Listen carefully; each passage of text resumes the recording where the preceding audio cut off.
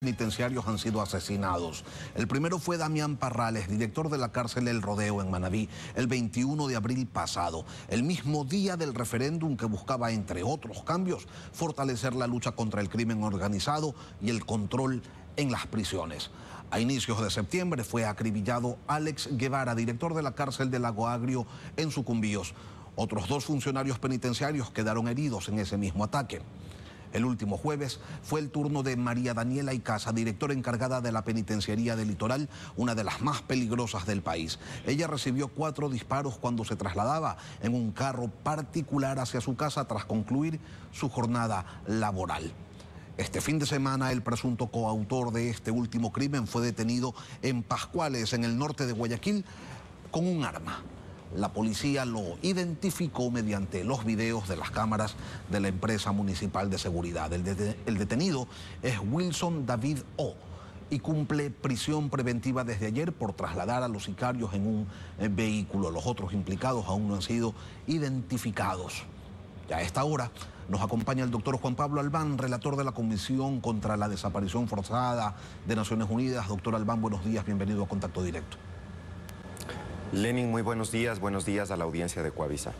El asesinato de María Daniela Icaza, directora encargada de la penitenciaría del Litoral, motiva una interrogante. En realidad motiva a muchos, pero la primera, doctor, es: ¿existe en el Ecuador un protocolo, una política que proteja a funcionarios que se encuentran expuestos al que es quizás uno de los trabajos más peligrosos que se ejercen aquí en el país?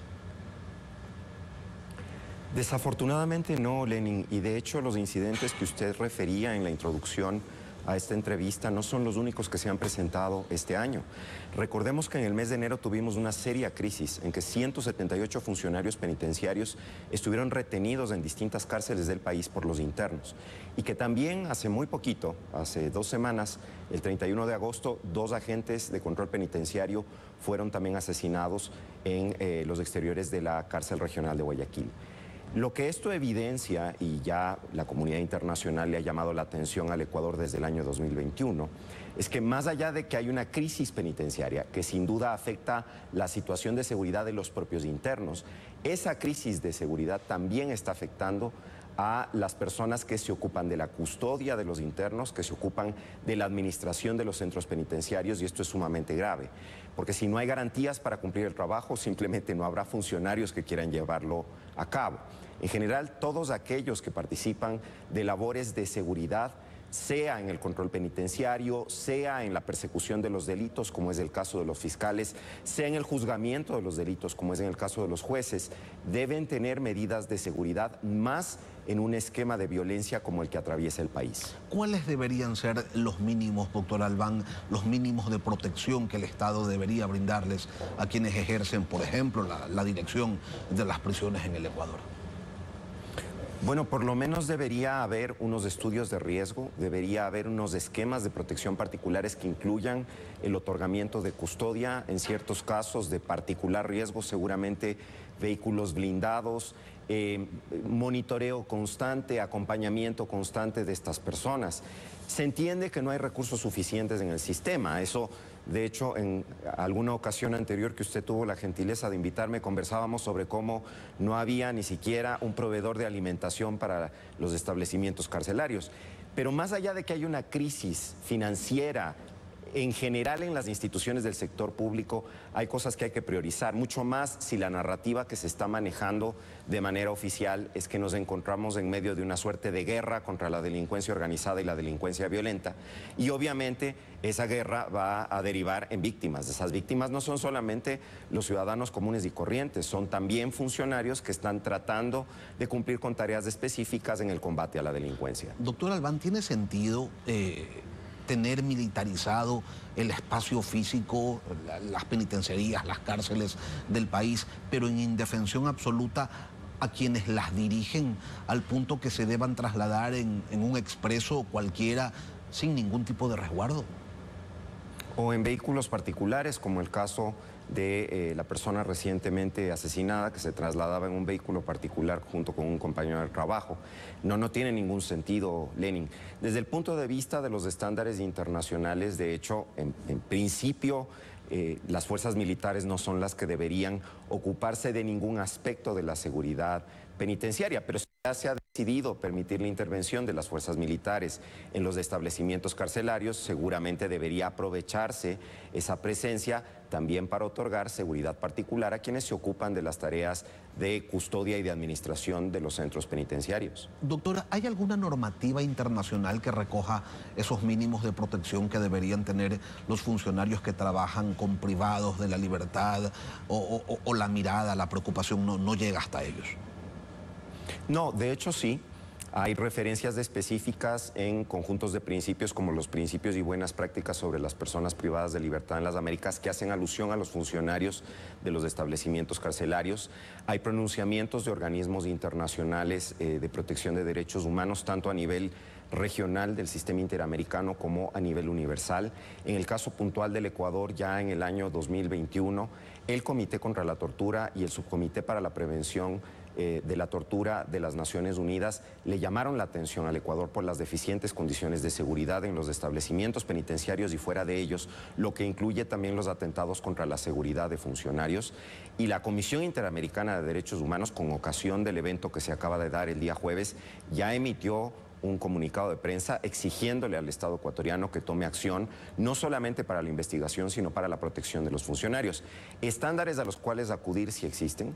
Lo que pasa es que no ha habido una atención suficiente, en mi opinión, porque se pierde de vista la delicadeza del trabajo que tienen que desempeñar quienes se ocupan de la administración de los establecimientos penitenciarios y el riesgo que corren cuando justamente a las personas que mantienen en encierro, a las personas que tienen que custodiar, son personas altamente peligrosas que el Estado mismo ha decidido que tiene que usar estrategias reforzadas de seguridad para enfrentarles.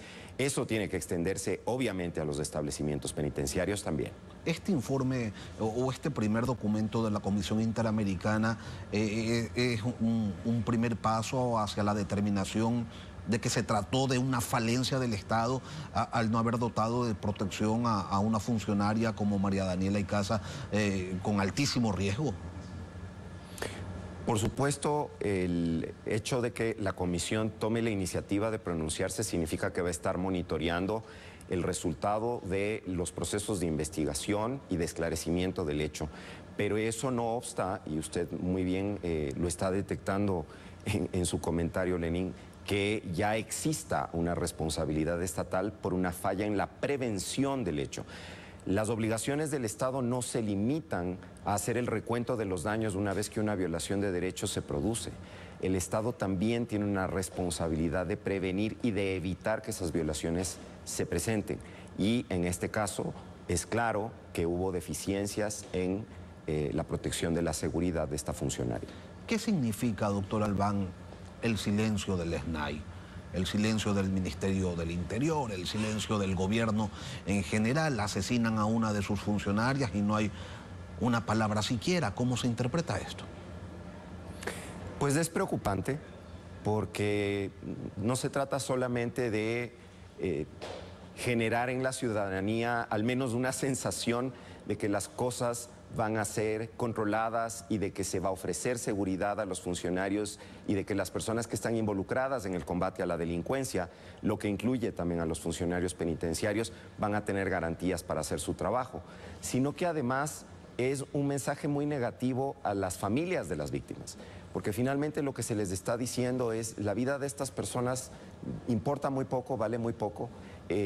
Los riesgos que están asumiendo los asumen de su cuenta, en pocas palabras, y el Estado les deja abandonados. Y yo creo que ese no es un mensaje positivo. El Estado debe hacerse cargo de que ha fallado en su deber de prevención. El Estado debe salir a explicar por qué no se tomó las precauciones necesarias, sobre todo considerando los eventos que ya se habían producido en abril en Manabí, y el 3 de septiembre de hace pocos días en Sucumbíos y el 31 de agosto también en Guayaquil. Es decir, había una serie de eventos anteriores que justificaban que se tomaran medidas reforzadas de seguridad para garantizar la integridad y la vida de los funcionarios penitenciarios, sobre todo en las provincias en los que los índices de violencia en este momento son más altos, y respecto de los funcionarios de las cárceles que tienen a los presos más peligrosos y que podrían tener precisamente por ello una situación de seguridad más delicada. No nos olvidemos, doctor, que hace unos días pusieron un dron con explosivos, ¿no? Un segundo dron con explosivos en una de las cárceles del complejo penitenciario de Guayaquil y eso evidencia pues el alto nivel de riesgo en el que están los funcionarios que allí trabajan. Ahora, esta vulnerabilidad, doctor Albán, de la seguridad de los funcionarios, ¿cómo incide en lo que ocurre dentro de las cárceles? ¿Podría quizás suceder que haya funcionarios que digan, si a mí el Estado no me protegen, bueno, los que están acá adentro quizás sí? Es un riesgo efectivamente que los funcionarios sean tentados a colaborar con los internos que custodian, con las personas que están en los establecimientos que administran, precisamente porque pueden ofrecerles mejores condiciones, entre comillas, de seguridad que las que les ofrece el mismo Estado. Pero no solamente eso, sino que hay otro mensaje que va de por medio en una situación de esta naturaleza, y es que se está alentando a que este tipo de cosas sigan ocurriendo. Porque como hay impunidad, como hay hasta cierto punto una tolerancia frente a este tipo de hecho, porque no hay una toma de acción para garantizar la seguridad de los funcionarios penitenciarios, los perpetradores reciben el mensaje de pueden seguirlo haciendo, no va a haber consecuencias, no va a pasar nada. En el mejor de los casos detendremos al conductor del vehículo y eso será todo. Entonces, creo que este es un momento de una respuesta firme. Creo que es además un momento y una oportunidad, si se quiere, para el Estado ecuatoriano de repensar lo que es su política penitenciaria, si alguna tenemos, porque parte de esa política penitenciaria tiene que ver también con garantizar la integridad y la vida de quienes cumplen funciones de administración y custodia en los establecimientos carcelarios. Si no hay protección a quienes lidian a diario con la gente más peligrosa del país, ¿qué expectativa puede tener el resto de la sociedad, doctor Albán? Bueno, nos sentimos claramente desprotegidos. Estamos en esta entrevista enfocados en estos eventos particulares que tienen que ver con la seguridad de los funcionarios penitenciarios. Pero fíjese todo lo que ha acontecido en el curso de los últimos días, Lenin, desde ajusticiamientos en Cayambe a enfrentamientos entre policías y delincuentes en Guayaquil que derivan en varios muertos. Realmente la situación del país no parece que mejora en términos de la seguridad. Eso exige, insisto, una reflexión profunda sobre la política de seguridad, sobre la política criminal, es decir, la posición que el Estado va a tomar frente al fenómeno delictivo, y sobre la política penitenciaria del país.